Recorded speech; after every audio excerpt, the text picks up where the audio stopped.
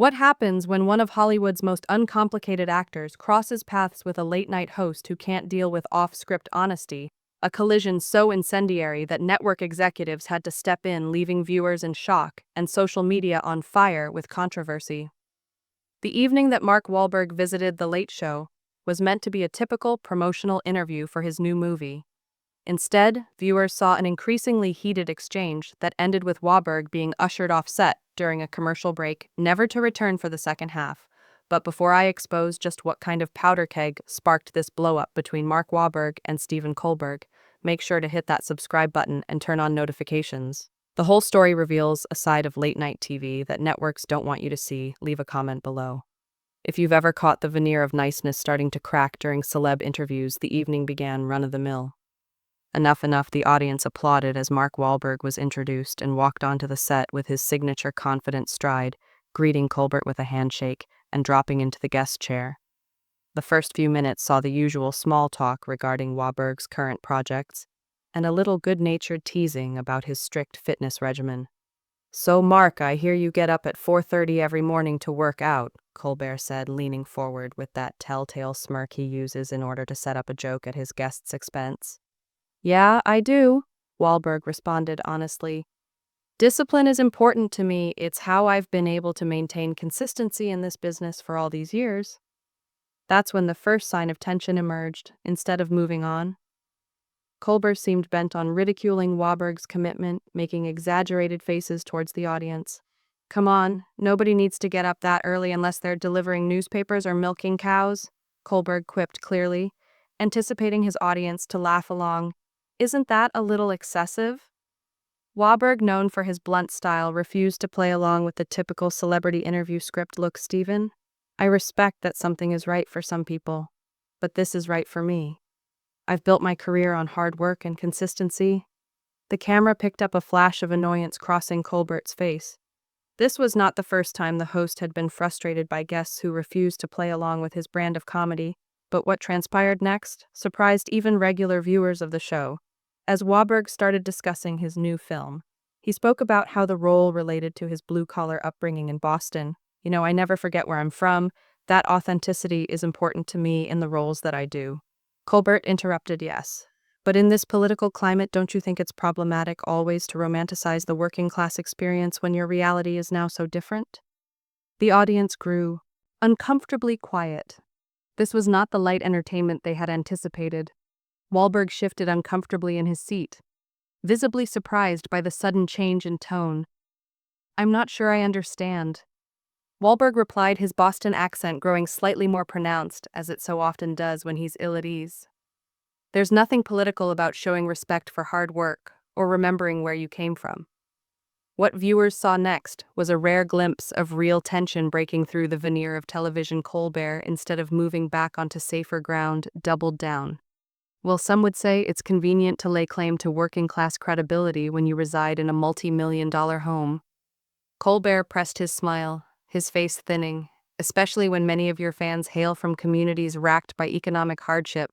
The camera broke for a moment to cut to the audience, where confused looks had taken the place of the usual entertained smiles. This was not the playful banter audiences had grown accustomed to on The Late Show. Wahlberg's reply came after a moment of tense silence. "Stephen, I'm here to discuss my new film, not to be lectured about politics or have my character questioned.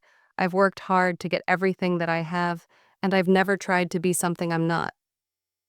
Colbert's producer could be seen just off frame making urgent gestures that the host either did not notice or chose to ignore. Instead, Colbert leaned forward, his tone moving from comedic host to stern interrogator. "But don't you think celebrities have an obligation to own their privilege, especially when they're peddling an image that's no longer authentic to their lived experience?" The change in the room was immediate and uncomfortable. The audience, normally ready with laughter or applause, sat in awkward silence. Wahlberg, to his credit, kept his cool, though the muscle tightening in his jaw. "If you wish to hold a political discussion, you should have hired a politician." The tension was mounting toward what would prove to be the night's pivotal moment, as Colbert opened his mouth to answer the network cut to commercial, somewhat surprisingly slightly earlier than planned, according to inside sources who later interviewed entertainment journalists. When the show came back from the break, viewers were shocked to see Colbert alone on the couch with no explanation for Wahlberg's disappearance. The host easily moved into his next segment, as if nothing out of the ordinary had happened, but the damage was done. Social media was already abuzz with viewers asking what did we miss during the break. According to several staffers in attendance that evening, the confrontation spilled over into off-camera territory, with raised voices heard from both men. Network executives made the choice to have Wahlberg leave the rest of the show rather than risk further escalation when the cameras rolled again. What went down backstage during that commercial break revealed the stark difference between Colbert's on-camera personality and his true temperament the minute the cameras stopped rolling. Colbert's attitude changed dramatically. Yanking off his microphone, he stood up and confronted Wahlberg head-on. "What do you think you're doing?" Colbert demanded, his carefully cultivated public persona completely evaporating. "This is my show, you don't get to come on here and lecture me about how to conduct an interview." Wahlberg, who had remained seated, finally stood up, towering over Colbert. "I came here to promote a film, not to be your political punching bag," he responded, his voice steady but firm.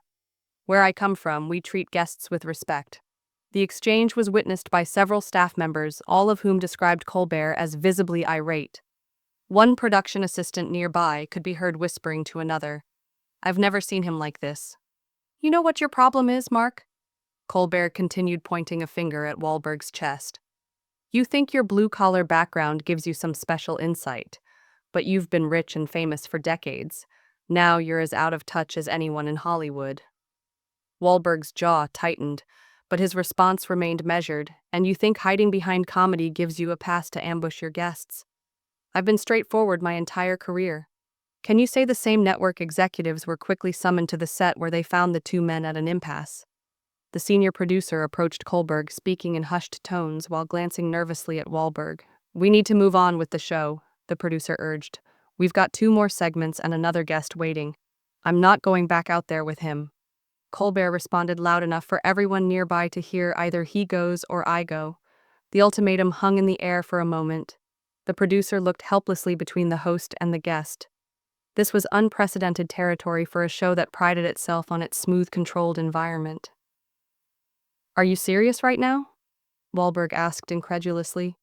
"You're throwing me off the show because I wouldn't let you lecture me." Colbert turned to face Wahlberg directly. "This isn't some movie set where you get to call the shots. This is my house, and in my house, we follow my rules." The senior executive producer finally stepped in, making a decision that would later be scrutinized across the entertainment industry. "Mark, I think it would be best if we rescheduled your appearance for another time when things are less heated." Wahlberg looked between Colbert and the executive, realization dawning on his face. "So that's how it is. He throws a tantrum and I'm the one who gets asked to leave. It's not personal." The executive began, but Wahlberg cut him off. "Everything about this is personal." Wahlberg replied, removing his own microphone. "He planned this from the start. The questions weren't about my film. They were about trying to make me look bad." As security personnel approached ostensibly to escort Wahlberg from the premises, the actor held up his hands. "No need for that. I know my way out." The tension in the room was thick enough to cut with a knife as Wahlberg gathered his things before leaving. He turned to Colbert one last time. "You know what the difference is between you and me, Stephen? I play characters for a living, but I'm always myself when the cameras stop rolling. Can you say the same?" Colbert's face flushed red, but he said nothing as Wahlberg turned and walked toward the exit. The production staff stood frozen, unsure of how to proceed. One brave production assistant approached Wahlberg to return his personal items. "For what it's worth," she whispered. "This isn't the first time something like this has happened." Wahlberg nodded, unsurprised. "Won't be the last either." Meanwhile, Colbert was huddled with his writing team, hastily reworking the remainder of the show. "No mention of this. When we come back," he instructed, "move the musical guest up and I'll extend the monologue for the second half." The audience, still unaware of the drama unfolding backstage, waited patiently for the show to resume. In the green room, the next scheduled guest, a prominent actress promoting her new film, watched the monitors with concern. "Is everything okay?" she asked a passing staff member. That interview seemed tense. Just a slight change of plans, came the rehearsed reply. Mr. Wahlberg had to leave unexpectedly. Back on set, the floor manager counted down to return from commercial. Colbert took deep breaths, straightening his tie and plastering on his trademark smile. All traces of the confrontation seemingly erased from his demeanor. "We're back in 5-4-3. The floor manager silently indicated 2-1 and pointed to Colbert. "Welcome back," Colbert said smoothly, his voice betraying none of the anger that had erupted moments before. Unfortunately, Mark Wahlberg had to leave. "But we've got a great show still ahead of us," the audience murmured in confusion. Several people exchanged glances, clearly aware that something unusual had occurred. But the show continued, a testament to the careful image control that defines network television outside the studio. Wahlberg declined comment to waiting paparazzi, simply stating, "Watch the show, it speaks for itself." He climbed into his waiting SUV, already on the phone with his publicist back inside during another commercial break. Colbert's mask slipped again as he berated his staff, who vetted him. "Did anyone check his talking points? We looked completely unprepared." A junior producer hesitantly spoke up. "Sir, we did provide the standard prep questions."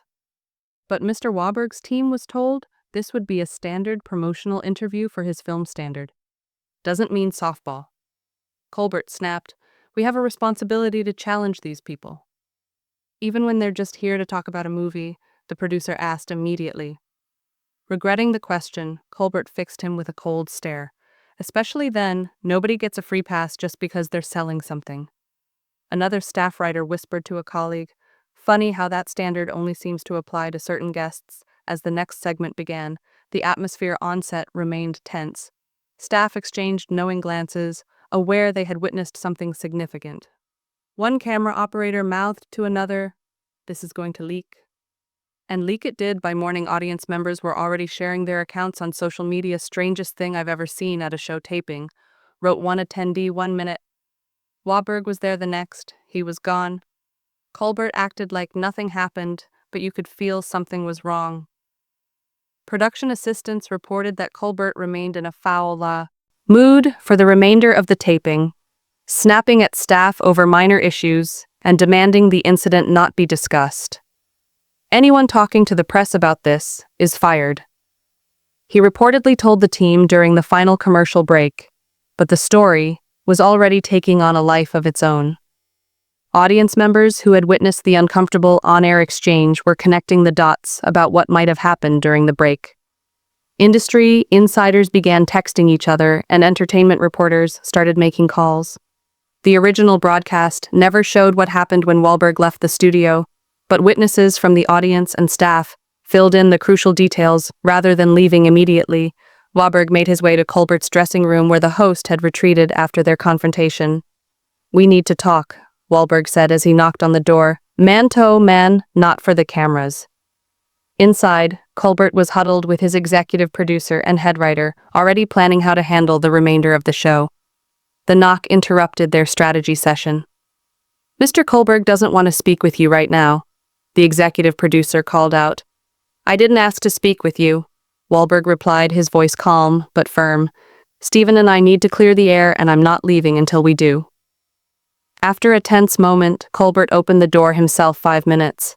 He said curtly. "Alone," he added to his staff, who reluctantly filed out of the dressing room once the door closed, leaving just the two men. The real confrontation began. "What was that out there?" Wahlberg asked, gesturing toward the stage. "I came here to talk about a film that took 2 years of my life to make, and instead, you tried to turn it into some political gotcha moment." Colbert crossed his arms defensively.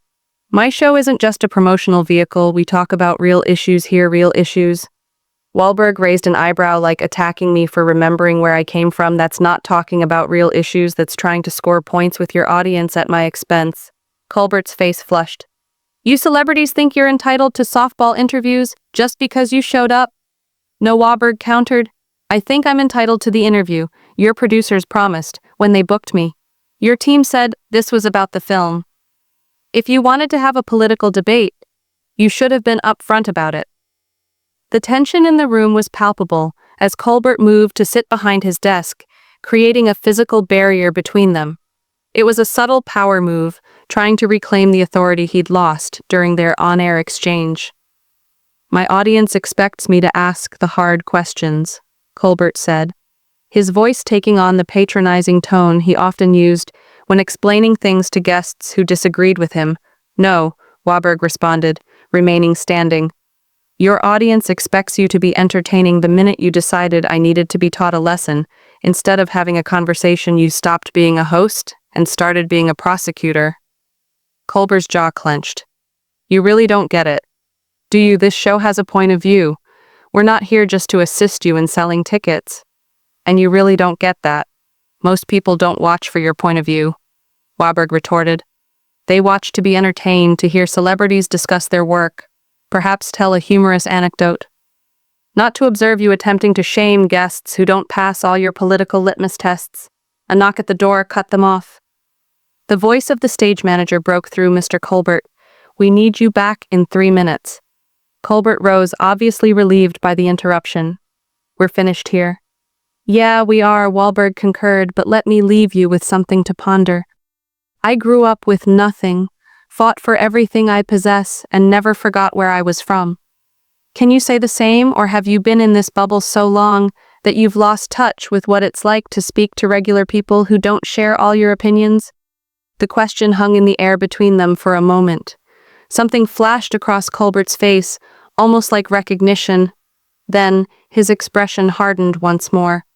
My audience gets exactly what I am doing, he replied. Your audience may. Wahlberg shrugged. But what about everybody else? You once were a comedian who could speak to anybody. Now you're just addressing a choir. Before Colbert could respond, the door opened and stepped inside his executive producer. We need to go now. Wahlberg turned away. Good luck with the rest of your show. Something tells me you're going to need it. As Wahlberg walked down the corridor toward the exit, he passed the green room where the next guest, a young actress promoting her first major film, sat nervously going over note cards. Everything all right out there? She asked, having sensed the uncharacteristic tension in the studio. Just some artistic differences? Wahlberg shrugged with a small smile. Word of advice, keep to talking about your movie. She nodded suddenly, looking more worried than before. Meanwhile, over on set, Colbert was being readied for his return from commercial break. The makeup artist dabbed at his forehead, which had started to perspire under the hot studio lighting, or maybe even from the confrontation itself. How are we addressing this? His producer asked in a whisper tone. We're not, Colbert responded curtly. No word of what transpired. Move the musical guest forward, and I'll extend the monologue. For the second segment, the audience saw what transpired prior to the break. The producer reminded him, they're going to be confused if we just play dumb, then let them be. As the floor director initiated the countdown to go back from commercial, Colbert adjusted his tie and assumed his professional smile, the maske of the genial host falling into place again, as if nothing of the confrontation had taken place. Welcome back to The Late Show, he said in an even tone, when the cameras came back on. Unfortunately, Mark Wahlberg was forced to depart, but we have a great show still awaiting us. The confused mutterings of the audience could be heard above the applause, as several people looked around, obviously knowing that something important had occurred in the control booth. The director faced the executive producer. Are we not going to discuss what happened? Boss's orders, was the response. We're going on as if nothing occurred. But the audience wasn't so quick to forget, as Colbert tried to break into his next bit. The energy in the studio had changed noticeably. The laughter more hesitant, the applause less vigorous. The unwritten contract between host and audience, the one that was based on trust and honesty, had been breached in the meantime. Wahlberg had already exited the building, refusing comment to waiting paparazzi with a mere, "Watch the show, it speaks for itself." As his car drove away from the studio, his phone rang.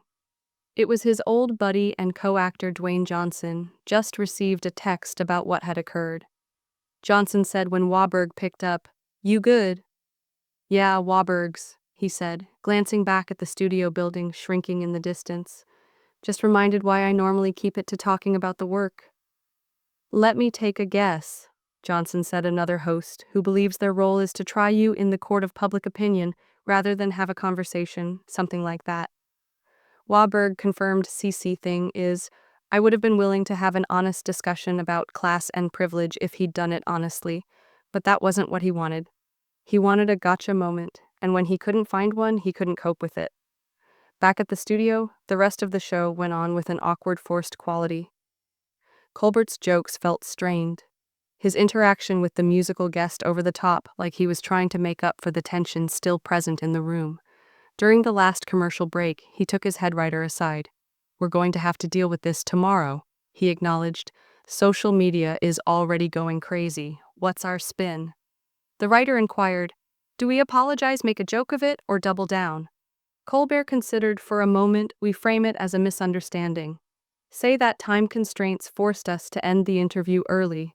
Nothing about what happened backstage. Will that work?" the writer inquired skeptically. "A lot of people in that audience saw what happened before the break. They know it wasn't just a scheduling issue. It has to work." Colbert responded, an edge of desperation creeping into his voice. "Because the alternative is admitting I lost control of my own show." As the final segment wrapped, and the audience filed out the conversations, in the crowd told the real story. Did you see Wahlberg's face when Colbert tried to lecture him? One audience member asked another, "I've never seen anything like that on a talk show before." The weird part was how they just pretended nothing happened when they came back from commercial, her friend responded, like we were all supposed to forget what we just saw that night, as both men returned to their respective homes. The contrast in their reactions revealed everything about the fundamental clash of values that had occurred. Wahlberg put the incident behind him, focusing on his family and the next day's promotional activities. Colbert, meanwhile, spent hours scrolling through social media, reading reactions and becoming increasingly agitated at how the narrative was forming. The truth was both men had revealed their authentic selves. In that unscripted moment of conflict, Wahlberg had shown himself to be exactly who he claimed to be: straightforward, unpretentious, and unwilling to be intimidated.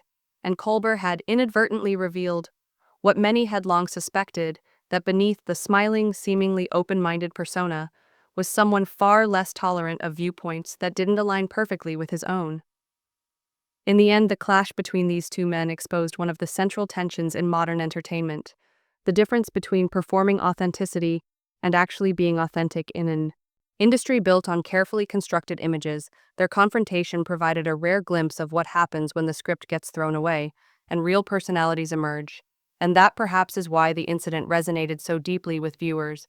In a media landscape increasingly dominated by performative moments and artificial controversies, the raw authenticity of their clash felt like something rarely seen, a moment of unfiltered truth. If you found this breakdown of the Wahlberg-Colbert confrontation revealing, make sure you hit that subscribe button right now and turn on notifications, so you never miss any of our deep dives into Hollywood's most explosive moments. What do you think? Was Colbert right to challenge Wahlberg, or did he cross a line by ambushing his guest? Drop your thoughts in the comments below.